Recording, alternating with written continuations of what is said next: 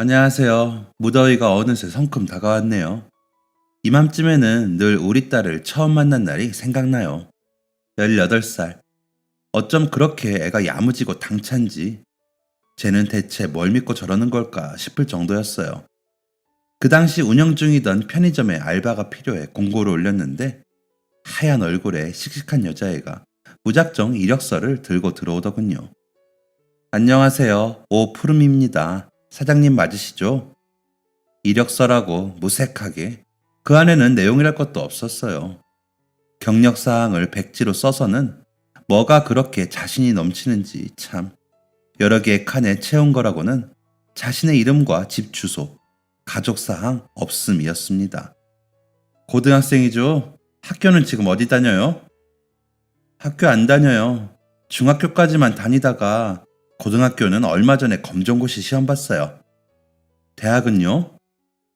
대학 안 갈 거예요. 돈이 없어서요. 그래서 알바 그만둘 일 없으니까 걱정 말고 맡겨주세요.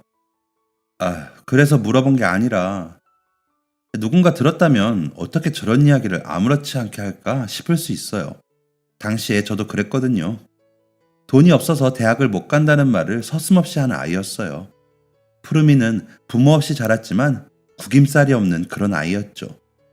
전 어차피 최근 들어 알바 구하기도 어려웠고 경력 있다고 뽑아놔도 성실하지 않은 친구들도 있었으니 그냥 처음부터 차근히 가르쳐보자 하는 마음으로 같이 일하자고 제안했어요. 이곳 지점 외에도 근처에 다른 편의점을 몇 개 더 운영하고 있던 저에게는 하루라도 빨리 사람이 구해지는 게 더 중요했거든요. 아니 어쩌면 아버지 없이 홀어머니를 모시고 동생들을 먹여 살리려고 일찍이 생활전선에 뛰어든 제 모습과 겹쳐 보여서이었을지도 몰라요. 다음 날부터 그 아이는 알바를 시작했어요. 의외로 일머리가 좋아서 다른 경력 친구들만큼 일을 금방 하더라고요. 자기는 수학에 자신 있다더니 돈 계산도 척척 잘하고 청소, 정리정돈, 발주까지 뭐 하나 부족한 부분이 없었죠. 무엇보다 밝고 싹싹한 성격 덕분에 방문하는 손님들에게도 인기 만점이었어요. 그러던 어느 날 다음 타임 알바 친구가 푸르미가 패기를 자꾸 집에 가져가는 것 같다고 하더라고요. 사실 패기야 뭐 어차피 버리거나 먹어버리기도 하는 건데 저는 혹시나 괜한 문제가 생길까봐 폐기 식품은 매장에서 먹거나 버리지 밖으로는 가져가지 못하게 하거든요. 혹시나 하는 마음에 CCTV를 확인해보니 정말 폐기 식품을 모아두었다가 편의점 밖으로 가지고 나가더라고요. 어떻게 할까 고민하다가 다른 알바생까지 알고 있는 사실이라 형평성을 위해서라도 그러지 말라고 이야기해야겠다 싶었어요. 폐기 음식은 유통기한이 임박하여 팔 수 없게 되는 음식들이에요. 주로 삼각김밥이나 신선 제품들이 폐기로 나와서 편의점 일을 하면 그걸로 한 끼 때우는 일이 많거든요. 그래서 어느 날 그 아이가 퇴근하는 시간에 매장에 방문했어요. 그날도 폐기를 챙기다가 저를 보더니 깜짝 놀라더라고요. 그 어린아이가 얼굴이 하얗게 질려서 놀라는데 괜히 제가 더 미안해지더라고요. 사장님, 푸름이 퇴근하니? 네, 지금 가려고. 사장님, 다음 친구 일해야 하니까 우리 잠깐 나가서 이야기할까? 저는 근처 카페에 아이를 데리고 가 먹고 싶은 음료와 빵을 사주었어요. 아이는 안절부절 못하면서 어리둥절한 표정으로 연신 제 눈치만 보더라고요. 사장님, 푸르마, 나는 네가 일도 잘하고 성실하고 무엇보다 밝고 싹싹해서 아주 좋은 직원이라고 생각해. 내가 지켜본 너는 늘 보이지 않는 곳에서도 열심히 하는 아이였기 때문에 어떤 사정이 있지 않을까 하는데 맞니? 내내 고개를 떨구고 손톱을 뜯던 아이의 손가락 위로 눈물이 뚝뚝 떨어지더군요. 억지로 눈물을 닦으며 말을 잇기 시작했어요. 사실은 저 아이가 있어요. 남편도 있고요. 예상 밖의 이야기에 저는 정말 깜짝 놀랐어요. 그리고 아이 입에서 나온 이야기들에 가슴이 찢어질 것 같았죠. 그 아이는 이제 만 18살, 아이의 남편은 19살이에요. 기억도 안 나는 어린 날 보육원에 맡겨진 두 사람은 어릴 때부터 절친한 사이로 지냈다고 해요.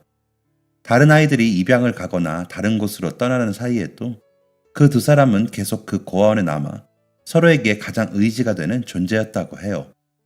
하지만 보육원에는 계속해서 어린 친구들이 들어왔고 나이가 많은 아이들은 어느 순간이 되면 그곳을 떠나야 했어요.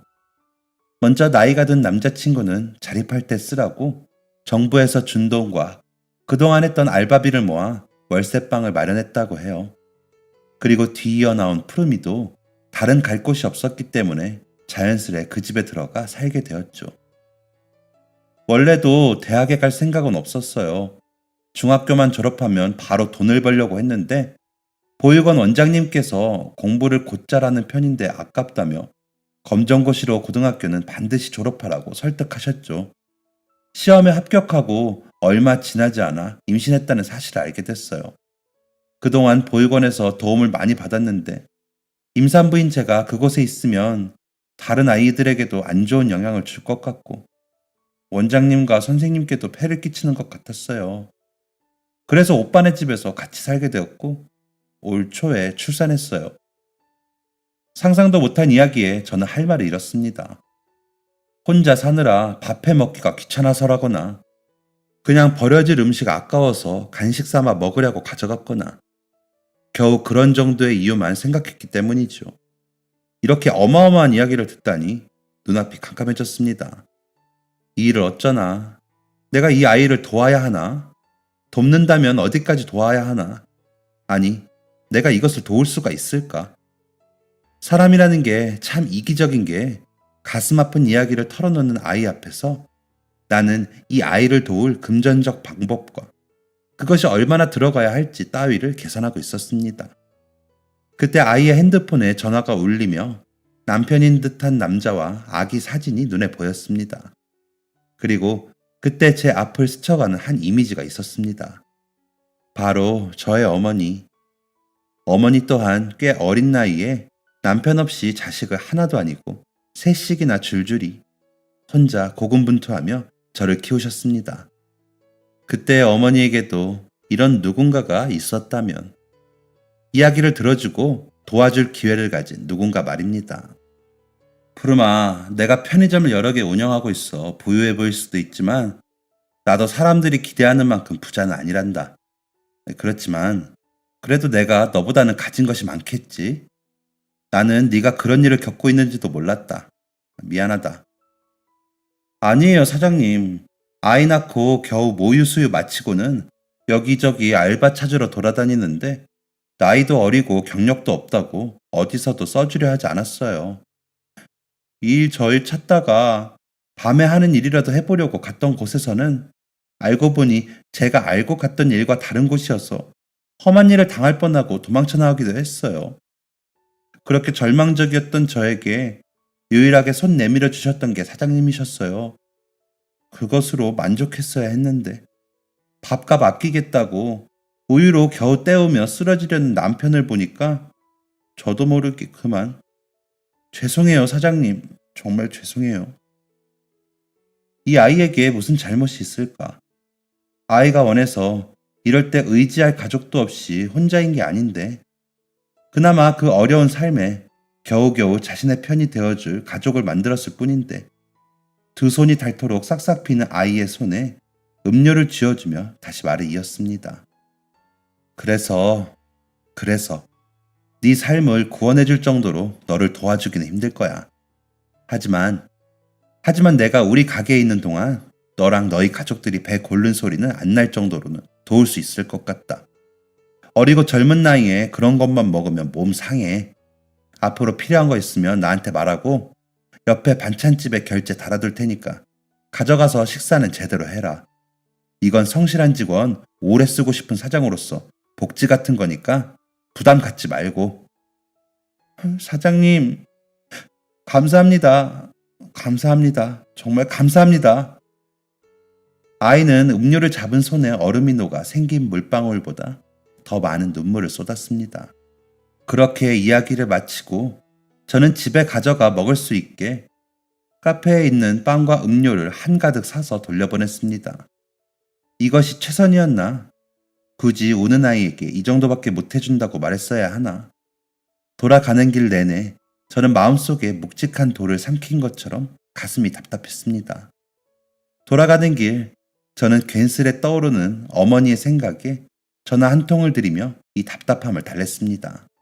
그 후에도 아이는 성실하고 밝고 싹싹하게 열심히 근무했습니다. 옆에 반찬 가게에 결제해 두었지만 그래도 눈치가 보였는지 반찬도 저렴한 종류 위주로 가져가고 그 양도 두 사람 양에 훨씬 못 미치게 가져간다더군요. 괜스레 마음이 더 쓰이는 터라 저는 사장님께 말해 일부러 고기 종류도 더 챙겨주시라 부탁드렸고 종종 아이 기저귀나 분유 등을 챙겨 괜찮다고 손사래를 치는 아이에게 억지로 안겨주었습니다. 푸르미는 몇 번을 거듭 거절하더라고요. 푸르마, 내가 자식도 없고 손주도 없는데 언제 아기 기저귀니 분유니 사보겠니? 난 오히려 안 해봤던 아버지 노릇 경험해보는 것 같아서 너무 즐겁다. 그러니까 네가 아니고 나를 위해 그러는 거니까 네가 좀 이해하고 받아주렴. 부인과 저는 결혼한 지 20년이 넘었지만 아이가 없었어요. 결혼한 지 얼마 안 되어서 부인은 자궁에 큰 병이 생겨서 수술을 해야 했거든요. 입양도 생각해봤지만 저희 둘이 지내는 것도 충분히 행복했고 편의점을 또 여러 개 운영하다 보니 정신없이 바빠 아이 키울 시간도 없더라고요. 아마 그래서 푸르미가 더 애틋하게 생각됐던 것 같아요. 그러던 어느 날 푸르미로부터 갑작스러운 전화가 왔습니다. 사장님, 죄송하지만 제가 내일 하루 일을 못할 것 같아요. 푸르마, 너 무슨 일이 있니? 사실은 저희 남편이 배달하다가 사고를 당했어요.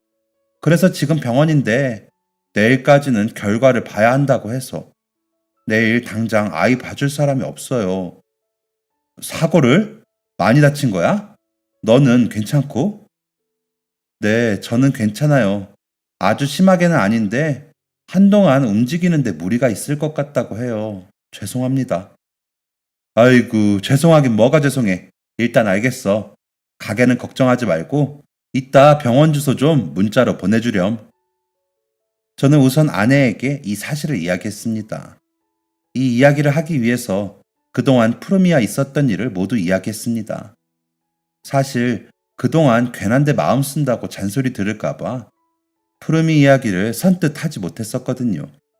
아내는 이야기를 듣더니 이렇게 중요한 이야기를 왜 인지해야 하냐며 제 등짝을 찰싹 때리며 눈을 흘겼어요.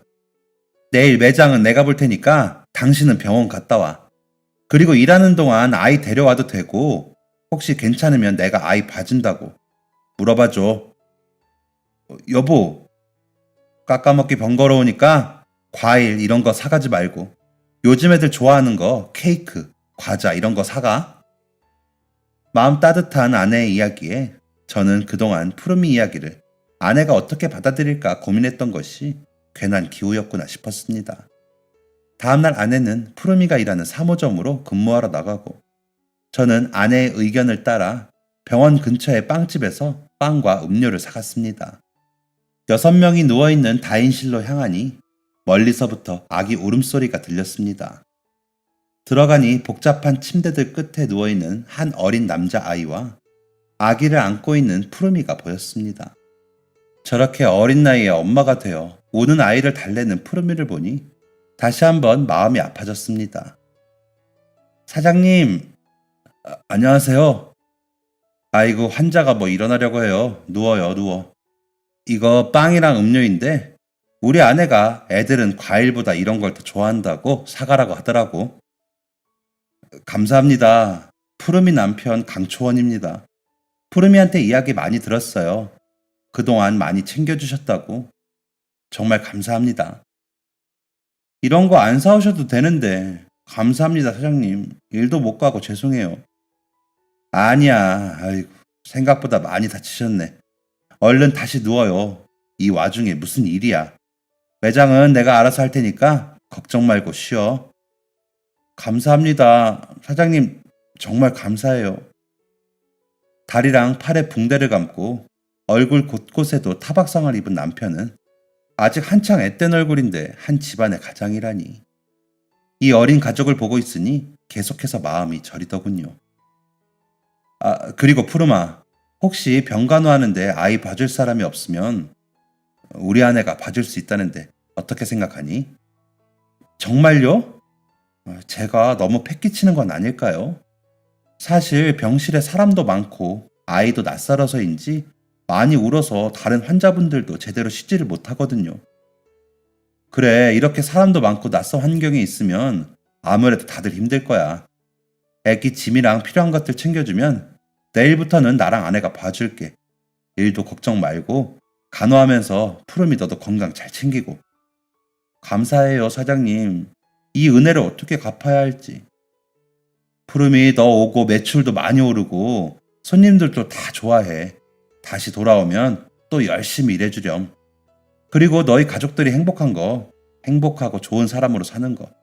그거면 된다, 나는. 다음날 푸르미는 아이 기저귀, 분유, 젖병, 장난감, 옷 등등 이런저런 물품을 가지고 매장을 찾아왔어요. 마침 아내도 같이 있었죠. 아내의 그런 모습은 정말 오랜만이었어요. 푸르미와 아이를 보자 두 눈이 눈부시게 반짝거리는 모습. 아이를 품에 안은 아내는 세상의 모든 행복을 껴안은 사람처럼 웃었죠. 감사합니다, 사장님. 감사합니다, 사모님. 아니에요. 이렇게 예쁜 아이를 돌봐줄 수 있게 해줘서 오히려 내가 다 고마운걸. 아기는 걱정 말고 남편 간호 잘하고 간병도 건강해야 할 수 있어. 밥도 잘 챙겨 먹고, 알았죠? 그 후로 일주일, 푸르미는 남편과 함께 퇴원했다는 연락을 하며 그동안 감사했다고 롤케이크를 사왔어요. 아내는 맛있는 걸 해주겠다며 부부를 집으로 초대했죠. 갈비찜에 잡채까지 정말 한상 차림을 한 아내는 뭐가 그렇게 즐거운지 연신 콧노래를 부르면서 요리하더라고요. 여보, 뭐가 그렇게 좋아? 뭔가 푸르미네가 온다고 하니까 마치 딸아이가 집에 놀러 오는 것 같지 않아? 애들도 싹싹하고 예의도 바르고 갑자기 자식들 생긴 기분이라 너무 좋아. 사춘기라서 다투고 힘든 부분들은 뛰어넘고 예쁜 아이들이 셋이나 생겼으니 좋을 수밖에. 이렇게까지 행복해하는 아내를 보니 푸르미가 우리 알바생으로 들어온 게 복덩이가 굴러온 거구나 싶었어요. 거실에서 아이를 보면서 웃고 있는 새 식구를 보니 그래, 내가 만약 딸아이가 있었다면 지금쯤 결혼해서 저렇게 손주도 데리고 저런 모습일 수 있겠구나. 어쩌면 우리 부부가 그렇게 노력해도 되지 않았던 그 꿈이 저 아이들이 될 수도 있겠구나 싶더라고요. 요리를 준비하는 아내, 그 옆을 돕는 저, 갓난아이와 남편과 함께 식사를 기다리는 세 식구. 지금 한 지붕 아래 있는 저희 모두는 누가 봐도 가족 같았죠. 진짜 가족. 그렇게 저녁 식사 자리에 앉아 맛있게 밥을 먹고 둘러앉아 이야기를 나누던 중 갑자기 푸르미의 핸드폰이 울렸습니다. 자리에서 일어나 전화를 받는데 전화 너머로 날카로운 목소리가 소리를 지르더군요. 아가씨, 제정신이야? 전화 내용을 다 듣지는 못했지만 심각한 상황인 것 같았어요. 다시 자리에 돌아온 푸르미에게 무슨 일인지 물어봤지만 웃으면서 아무것도 아니라고 대답했어요. 하지만 도저히 그 소리치던 목소리를 잊을 수가 없어 집에 가기 전 푸르미에게 따로 무슨 일인지 다시 물었습니다.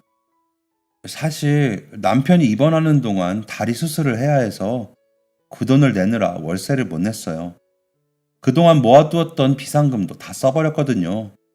곧 지원금 나오는 거 있어서 그걸로 내면 되니까 신경 쓰지 마세요. 이럴 때 마음 편히 기대도 되는데 이런 일을 말 못하고 혼자서 숨기려는 모습이 안타까웠습니다. 그래서 푸르민의 식구들이 간 다음 아내와 이 일에 대해 상의했어요. 아내도 어떻게 하면 좋을지 깊이 고민하더군요. 푸르미 성격에 당신이 집세 내준다고 하면 너무 부담스러워할 것 같아. 혹시 이렇게 하면 어때? 어떻게?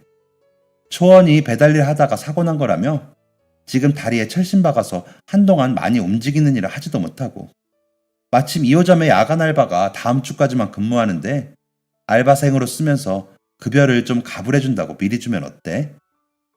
그거 정말 좋은 생각인데? 안 그래도 수입이 확 줄어서 걱정될 텐데 일하는 거로 월급 주니까 두 사람 다 부담될 일도 없을 것이고, 야간이면 시급도 더 주니까 배달만큼은 아니어도 일 못하는 것보다 낫겠지? 다음 날 저는 푸르미가 퇴근하는 시간에 맞추어 이 이야기를 전하러 갔어요. 안 그래도 남편이 벌써 일할 곳을 찾고 있다더군요. 그 몸으로 일할 곳이 마땅치도 않은데 어떻게든 하겠다면서. 그 다음 주부터 푸르미는 계속 3호점에서, 남편 초원이는 근처의 2호점에서 근무하게 되었어요. 둘 다 근무 시간이 다르다 보니까 돌아가면서 아이도 볼 수 있다며 너무 좋아하더라고요. 그 아이 남편도 그 아이 못지않게 성실한 청년이었어요. 다친 다리 나을 때까지는 쉬엄쉬엄 하라고 의자도 놔주고 카운터만 보라고 일렀는데도 굳이 물건 정리부터 쓰레기 내다 버리기까지 일하는 시간 내내 쉬지도 않고 분주히 움직이더라고요. 덕분에 매장이 전보다 훨씬 깔끔해지고 정리되었다며 아내도 너무 좋아했어요. 그렇게 1년, 두 사람 덕분에 매장은 저희가 더 이상 신경 쓰지 않아도 될 정도로 여유 있게 돌아갔어요. 저희 없어도 둘 다 매장 하나씩을 맡아서 발준이, 진열이니 다 척척 맡았고, 월말이 되면 알아서 그달 재고나 가장 인기 있던 상품 같은 거를 정리해서 주기도 했고요. 그래서 두 사람을 부점장으로 고용하며 월급도 두둑하게 더 주었죠. 아이들이 저희 매장에서 일하고 난 후에는 상품도 팔리는 수량을 잘 체크해서 들여오는 덕에 폐기나는 개수도 크게 줄었어요. 덕분에 매장의 수입은 늘었고 손해는 줄었죠. 정말 고마운 아이들이었어요. 둘이 같이 쉬는 날에는 저희 집에 놀러와서 밥도 먹고 맛있는 걸 만들었다며 그 고사리 손으로 반찬을 만들어서 가져오기도 하고요. 여름, 겨울에 시간이 날 때면 다 같이 여행을 가기도 하고, 쉬는 날 종종 근교로 여행을 다니기도 했어요. 그동안 저희 부부 두 사람만 있어도 충분히 재밌고 즐겁다고 생각했는데, 아이들과 함께한 이후로는 그동안의 행복보다 더 큰 행복감을 느꼈어요. 아이들의 웃는 모습, 웃음소리, 정말 부모님처럼 생각해주는 그 고운 마음씨까지 행복했습니다. 우리가 이렇게 같이 만나게 되어서요. 그 아이를 처음 우리 매장에 보내 일자리를 구하도록 해준 우연에 감사했어요. 그러던 어느 날 바베큐를 해먹자며 가평으로 1박 2일을 여행 갔을 때였어요. 그동안 차마 물어보지 못했던 질문을 푸르미에게 건넸죠. 푸르마, 너는 혹시 친부모님 찾고 싶은 생각 없니? 네, 없어요. 푸르미는 씁쓸하게 웃으며 대답하더군요. 왜, 궁금하지 않아? 처음에는 간절했어요. 어린 시절 내내 부모님이 나를 데리러 오시겠지. 곧 오시겠지. 곧 오실 거야. 내일은 오실 거야. 매일을 그런 생각으로 보냈어요. 부모님에게도 어쩔 수 없는 이유가 있을 거라고 생각했거든요. 무슨 일인지는 모르겠지만 나를 이곳에 두고 갈 수밖에 없던 이유가 있을 거라고. 내가 이해해야 한다고. 하지만 어느 순간부터인가 그 마음이 미움으로 바뀌었어요. 어떻게 나를 이곳에 두고 갈 수 있지? 전 생일도 없어요. 보육원에 처음 들어온 날, 그날이 제 생일이에요. 제가 어떤 날에 태어났는지, 어디에서 왔는지, 어떤 배경과 환경이 있었는지 아무것도 알 수도 없었죠. 미웠어요. 내 생일도, 어린이날도, 크리스마스도, 새해도, 그 어떤 날에도 저는 없었으니까. 진짜 저 말이에요. 푸르미는 잠시 말을 멈추더니 안쪽에서 제 아내와 웃고 있는 남편과 아이를 바라보았습니다. 그럴 때 곁에 있어준 게 오빠였어요. 어쩌면 엇나갈 수 있었던 어린 날, 화나 있던 저에게 오빠는 말했죠. 미워하지 않아야 한다. 그런 미움 속에 사는 거 지옥이라고. 정작 나를 두고 간 부모님들은 내가 자신을 이렇게 미워하는지도 모르고 있는데, 그 사람들을 미워하느라 내 마음만 쓰는 거, 행복할 수 있는 자신에게 죄 짓는 거라고. 그리고 우리 아이가 태어났을 때 깨달았어요. 제 부모님들. 어떤 상황인지는 모르겠지만 이렇게 사랑할 수 있는 존재를 잃어버리는 거 불쌍하다고. 아이가 태어났을 때 힘든 상황이었지만 그 무엇과도 바꿀 수 없는 존재였거든요. 태어나자마자, 처음 보자마자 너무 사랑하게 됐어요. 근데 그걸 느끼지 못하고, 함께하지 못하고, 이렇게 버려둔 거잖아요. 그래서 이제는 그냥 괜찮아요. 눈물 한 방울 없이 웃으면서 이야기를 마무리 짓는 푸르미를 보니 이 아이가 얼마나 내면이 단단한 사람인지 알 것 같았습니다. 그리고 얼마나 오랫동안 이런 생각을 하며 자신을 단단하게 했는지도요. 아이가 이렇게 생각할 수 있도록 곁에서 함께 해준 초원이에게도 고마웠어요. 어쩌면 보육원에서 자란 10대 아이들이 어린 나이에 임신까지 해서 애를 낳았다고 혹자는 손가락질 할지도 모를 일입니다. 저도 이 아이에 대해 잘 몰랐다면 섣불리 판단했을 거예요. 하지만 이 아이들은 그저 세상에 서로밖에 없었고 그 외로운 시간 속에서 남들보다 조금 더 빨리 가족을 이루었을 뿐이에요. 누구보다 가족이 필요한 사람들이었으니까요. 몇 개월 후 지방에 사는 어머니께서 몸이 많이 안 좋으시다는 이야기를 들었습니다. 동생들은 해외에 있는 터라 어머니를 돌봐줄 사람이 없었어요. 어머니가 계신 병원에 다녀온 저는 고민이 깊어졌습니다. 간병인을 고용했지만 마음이 편치 않았어요. 혹시나 어머니에게 무슨 일이 생긴다면 바로 달려가 볼 수 있는 거리가 아니었으니까요. 아내와 이야기를 나누었습니다. 어떻게 하면 좋을지에 대해서요. 이사 가는 게 어떨까? 어머니 계신 근처로. 그럼 가게는 어쩌지? 아무리 애들이 잘하고 있다고 해도 혹시 무슨 일이 생기면 이쪽도 우리가 바로 와줄 수가 없잖아. 저희는 며칠 내내 길고 긴 이야기를 나누었습니다. 그리고 아이들에게 물어보기로 했어요. 푸르마, 초원아, 혹시 너희 다른 지역에서 살 생각 있니? 대구 쪽에. 사장님, 그동안 걱정 있어 보이시던 게 혹시 이 일이에요? 그래. 사실은 우리 어머니가 지방에 살고 계신데 몸이 많이 안 좋으셔. 그래서 웬만하면 가까운 곳에서 지낼까 하는데 혹시 너희만 괜찮다면 지방에 내려가서 편의점을 운영해 볼까 하거든. 저희 부부는 갑자기 매장을 다 정리해버리면 아이들을 어쩌나 하는 생각에 혹시나 우리와 함께 다른 곳에 가서 장사를 계속할 의향이 있는지 물어보기로 했는데요. 갑자기 지방이라니 아이들에게 이야기를 꺼내면서도 너무 긴장되더라고요. 그런데 그때 아이들이 천진하게 웃으면서 이러는 겁니다. 대구요? 대구는 막창이 맛있다던데. 너 좋아하잖아. 그치, 푸르마? 맞아, 오빠도 서울은 이제 지겹다고 하지 않았어? 그치. 집값도 더 저렴하니까. 우리 애기도 좀 더 좋은 집에 살 수 있겠다. 그러게, 정말 좋은데? 두 사람은 자기들끼리 웃으며 그런 이야기를 나누더니 걱정과 미안함으로 잔뜩 울상이 된 저와 아내를 보며 웃어 보였습니다. 사장님 사모님은 저뿐 아니라 저희 가족의 은인이에요. 저희에게는 한 번도 없던 부모님 같은 분이시고요. 예전부터 두 분이랑은 힘든 상황에서 꼭 함께 하자고 저희끼리도 이야기를 많이 했어요. 오히려 그냥 정리하고 가버리실 수도 있는데 이 와중에 저희 생각까지 해주시고 감사합니다. 저희는 좋아요. 이제 가족이잖아요. 힘들 때는 뭉치고 함께 해야죠.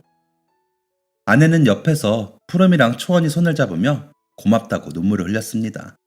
가족. 저는 이 말이 계속해서 마음속에 남았습니다.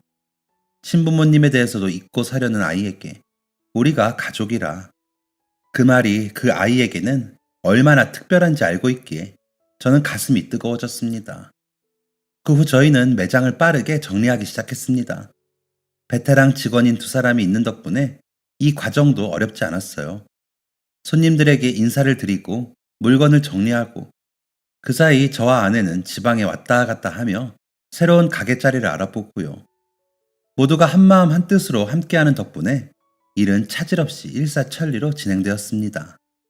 또 푸르미와 초원이는 자신들도 병문안에 가고 싶다며 저희를 따라 어머니를 방문하기도 했습니다. 귀여운 아기까지 데리고 들어가니 어머니께서도 얼굴에 한바구음을 지으셨어요. 마치 진짜 당신의 손주를 보듯 어찌나 예뻐하시던지요. 요즘 표현으로 꿀이 뚝뚝 떨어진다고 하죠.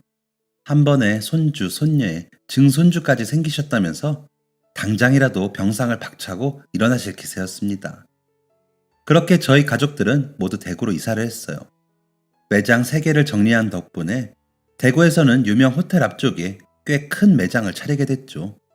시내 쪽인데다가 유동인구도 워낙 많고 근처에 대학까지 있는데 이상하게 전에는 매출이 잘 나오지 않았다고 해요. 걱정이 좀 되긴 했지만 그래도 저희 가족 생활 유지할 정도로 매출이 나오면 된다고 생각해 그곳으로 정했습니다. 매장 준비도 척척 진행되었어요. 푸름이랑 초원이는 근처 다른 편의점들을 모두 둘러보고 오기도 하고 때로는 그 앞에 지나가는 사람들을 연령대나 성별로 나누어 자료를 만들기도 했어요. 주변에 어떤 가게들이 있는지 그 가게의 이용객들은 어떤 사람인지도 조사해 분석까지 하더라고요. 아이고, 뭘 그렇게까지 해. 누가 보면 너희가 사장님인 줄 알겠다. 그날도 아이를 맡겨두고 시장 조사를 다녀온 두 사람에게 아내가 웃으며 말했어요. 여기 자리가 정말 좋잖아요. 전에 매출이 안 좋았다는데 더 철저히 준비해야죠. 그 어떤 전문가들보다 두 사람이 더 믿음직했습니다. 그러면서 중간중간 시간이 나면 둘이서 저희 어머니를 방문해 말동무도 해드리고 팔다리도 주물러드리고 한다더군요. 자녀들이 너무 예쁘다며 병원에 갔더니 간호사 선생님도 간병인분도 칭찬이 자자했습니다. 그렇게 드디어 편의점이 오픈했고 매장의 물품부터 내 외부 인테리어까지 아이들이 조사한 자료를 바탕으로 준비하였습니다. 첫 달 매출은 그야말로 대박이었어요. 아이들은 근처에 대학생이 많고 외국인이 많다는 점을 고려해 한정판 물품이나 콜라보 제품들을 발주하였고 SNS까지 개설해서 매장 홍보를 적극적으로 하였거든요. 그렇게 첫 달부터 대박을 터뜨린 매장은 꾸준히 상승세를 이어갔습니다. 두 사람은 자신들을 포함해서 직원들을 고용하는 시간도 직접 계획했는데 고객층의 이용 시간에 따라 분배했더라고요. 특히나 학생들이 많이 오는 시간에는 예쁘고 잘생긴 푸르미와 초원이가 번갈아가며 있어서 주변에는 이 부분에 대해서도 입소문이 자자했습니다. 두 사람은 여러 이벤트를 기획하고 저희 부부에게 제안하기도 하고 SNS에서 활발하게 소통도 이어갔어요. 그렇게 활발하게 매장을 운영하던 중 한 번도 경험해 본 적 없는 지역 매출 1위를 달성하게 되었습니다. 어느 날 본사로부터 전화를 받고 정말 깜짝 놀랐어요. 저희 매장이 장사가 잘 되긴 하였지만 매출 1위라니. 이 소식을 아이들에게 알리자 뛸 듯이 기뻐하더군요. 그날 저녁 저희는 오랜만에 소고기를 잔뜩 먹고 축하 파티를 했습니다.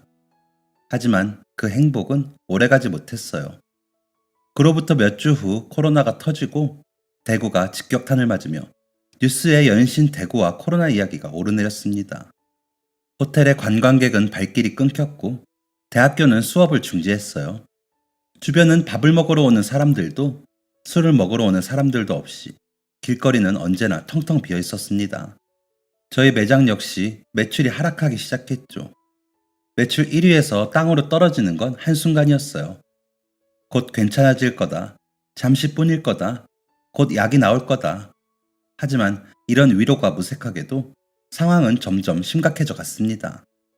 그러던 어느 날 푸르미와 초원이가 아이디어가 있다며 이야기를 꺼냈습니다. 사장님, 생각해봤는데요. 사람들이 밖으로 잘 나오지 않으려 하긴 하지만 출근도 해야 하고 집에서 필요한 물품들도 있잖아요. 그래서 배달을 해보면 어떨까 싶어요. 마침 제가 전에 배달 일을 했으니까 직접 할 수 있을 것 같아요. 초원이의 이야기를 들으니 나쁘지 않을 것 같다는 생각이 들었어요. 또 비대면으로 상품을 수령할 수 있게 가게 앞쪽에 테라스를 개조해 결제한 상품을 수령해 갈 수 있는 방법도 이야기하더군요. 저는 어차피 이 상황에 믿져야 본전이다 싶어서 아이들의 말에 따라보기로 했습니다. 결과는 말 그대로 대박이었습니다. 마스크나 손소독제, 해열제 등의 품목을 준비해둔 덕분에 특히나 야간에 이런 품목의 배달 요청이 정말 많았어요. 편의점에서만 살 수 있는 제품들도 있다 보니 배달, 비대면 수령 모두 정말 대박이 났습니다. 얼마 안가 배달 서비스는 일손이 부족해서 배달원을 추가로 고용해야 할 정도였어요. 매장의 매출은 다시 평균 이상을 웃돌기 시작했고 아이들 역시 저마다 맡은 목 이상을 일해주고 있었죠.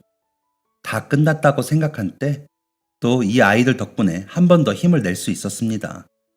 매장은 계속 장사가 잘 되었고 어머니도 병세가 많이 호전되어 퇴원하시고 우리 집으로 오시게 되었어요. 여전히 아이들은 진짜 친손주처럼 쉬는 날이면 다 같이 시간 보내면서 행복하게 생활 중이었죠. 푸르미의 20살 생일도 온 가족이 함께 했어요. 이제 진짜 어른이구나, 너희. 감사합니다, 사장님.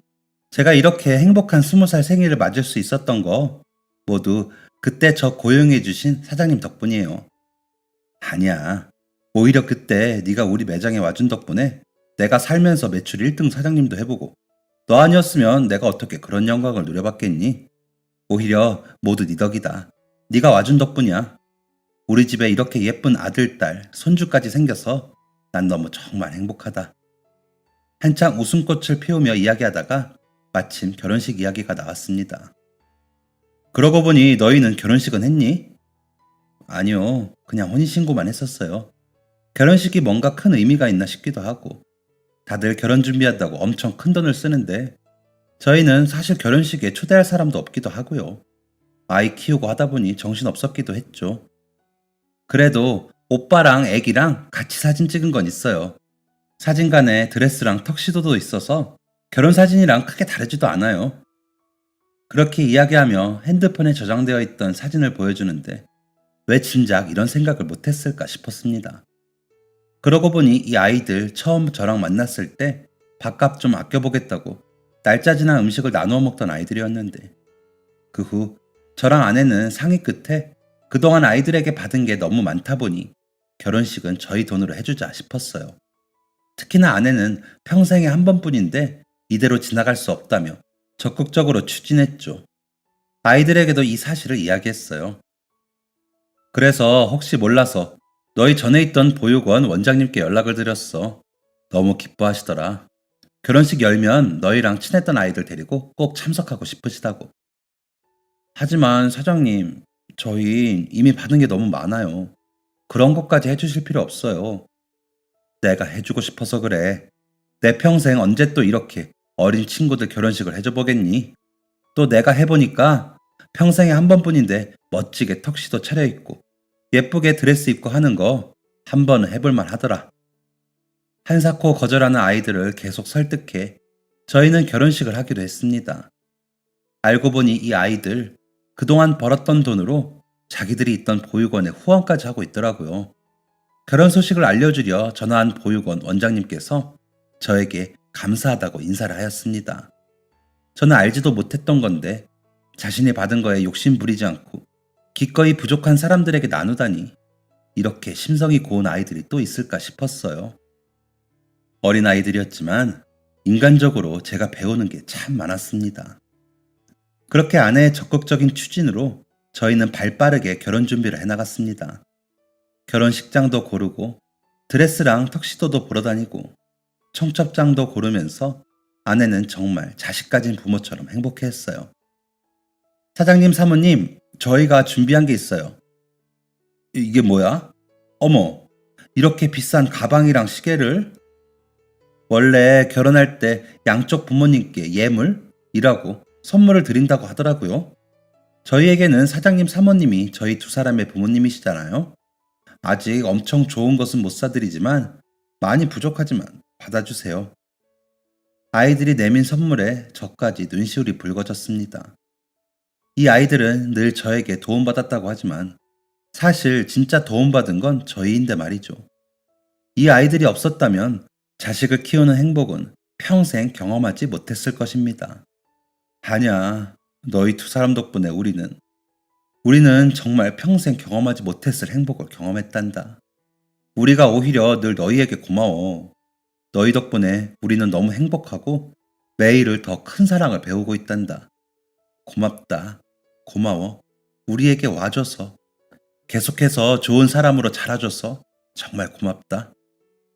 그날 저녁 온 가족은 서로를 부둥켜 안고 엉엉 울면서 연신 서로에게 고맙고 감사하다고 말했어요. 드디어 결혼 당일, 제 결혼식보다도 더 떨리더군요. 아이들은 하객석이 채워지지 않을까 전전긍긍했지만 코로나 때문에 어차피 수용 인원이 적어서 오히려 다행이라면 다행이었죠. 게다가 말처럼 보육원 원장님들이 아이들 친구, 동생들을 데리고 나타나셨더라고요. 또 이 소식을 들은 편의점 본사 직원분들도 자리를 빛내기 위해 와주셨습니다. SNS로 소식을 접한 단골 손님들도 직접 찾아와 주셨고요. 자리에 와주지 못한 분들도 축하 인사를 건네셨어요. 그동안 아이들의 성실한 노력이 얼마나 대단했는지 오늘 아이들이 받은 축하 인사들로 알 수 있었죠. 식장 앞에서 푸르미의 손을 잡고 입장 준비를 하는데 가슴이 터질 것 같았습니다. 주책맞게 눈물이 나오려고 하기도 했죠. 사장님, 우시면 안 돼요. 저까지 눈물 날 것 같아요. 메이크업 지워진다고요. 푸르미는 본인도 눈이 잔뜩 붉어져서는 웃으면서 저에게 핀잔을 주었습니다. 지금 이 순간 함께 서 있는 두 사람은 누가 봐도 아빠와 딸이겠지요. 자꾸만 울컥울컥 감동이 벅차올랐습니다. 그렇게 저희는 곧 터질 듯한 울음을 계속 삼키며 식장에 입장했습니다. 아이의 손을 잡고 버진 로드를 걷는 내내, 그리고 아들 같은 초원이가 길 끝에 서 있는 것을 보니 말로 표현하기 힘들 감정이었습니다. 그리고 너무 고맙게도 아이들은 혼주석에 저희의 자리를 마련해 주었습니다. 아내 역시 계속해서 눈물이 차오르더군요. 예식이 진행되는 내내 저희는 울음을 참느라 혼났습니다. 그리고 결혼식의 후반쯤 아이들이 저희에게 편지를 준비했더라고요. 아내랑 저는 너무 우느라 편지 내용이 정확히 무엇이었는지 기억도 나지 않습니다. 다만 매우 감사하고 저희를 사랑한다고 하는 내용이었다는 것만 어렴풋이 기억나요. 그러더니 이 녀석들, 자기들 결혼식인데 결혼 축가로 어버이 은혜를 부르더군요. 둘이서 직접. 예식장은 온통 눈물바다가 되었습니다. 저희뿐 아니라 식을 지켜보던 하객들 모두 너나 할 것 없이 눈물을 흘렸죠. 아마 이렇게 감동적인 결혼식은 손에 꼽지 않을까 싶어요. 결혼식이 모두 끝나고 너무 아쉽게도 코로나 때문에 아이들은 신혼여행을 국내로 가야 했어요. 자기들은 국내 여행도 많이 못 가봐서 오히려 좋은 기회라고 하더군요. 저희한테 피해주기 싫다고 아기까지 데리고 간다길래 아이 없이 갈 마지막 여행일지도 모르는데 안 된다고 말렸죠. 그래서 아기는 저희가 봐주기로 하고 신혼여행을 가기로 했답니다. 부산에서 여행하고 내일은 제주도로 간다는데 비행기는 처음이라며 잔뜩 신이 났더라고요. 틈틈이 보내는 사진마다 어쩜 그리 예쁜지, 이제는 진짜 제 딸과 아들이라고 생각해서인지 이전보다 더 예쁘고 애틋하고 그렇습니다. 저희 어머니도 온종일 아기 보느라 시간 가는 줄 모르겠다며 텔레비전보다 더 재밌다고, 이 녀석들 때문이라도 오래 살아야겠다며 건강식이랑 영양제도 챙겨 드시네요. 처음 아이에게 도움을 주겠다고 했을 때 이렇게까지 될 거라고는 생각하지 못했어요. 그저 눈앞의 상황이 안타까워서 알량한 몇 푼을 내민 것뿐이었죠. 하지만 그렇게 시작된 인연이 저희를 지금의 가족으로 만들었어요. 저는 그 아이에게 주었던 돈 몇 푼보다 더 크고 가치 있는 것들을 얻었죠. 그때 이 아이가 우리 매장에 일하러 오지 않았다면 어떻게 됐을까? 그렇다고 저와 아내의 삶이 불행하진 않았겠지만 이 정도의 행복을 누릴 순 없었겠죠. 도전해보세요. 경력 없는 아이가 매출 1위 매장의 점장이 됐듯이 어떤 미래가 기다리고 있을지 모르잖아요. 그리고 손 내밀어 보세요. 지금 내가 곁에 있어주는 사람이 나에게 어떤 미래를 가져다 줄지도 모르는 거니까요. 지금 많은 일로 고민하고 있다면, 주변의 도움이 필요한 사람에게 그것을 망설이고 있다면 저는 고민만 하지 말고 실행해보라고 이야기해드리고 싶어요. 그것이 저도 저의 아내와 어머니도 또 3명의 아이들의 인생도 완전히 바꿔주었으니까요. 그럼 제 사연은 여기서 마무리 짓고 저는 저희 손주를 보러 가봐야겠네요. 지금까지 긴 이야기였지만 들어주신 모든 분께 감사합니다. 이 이야기를 들은 모든 분이 행복한 미래에 매일 더 가까워지길 바랍니다. 지금까지 사연 들어주셔서 감사합니다. 사연이 재밌으셨다면 구독과 좋아요를 눌러주세요. 감사합니다. 안녕히 계세요.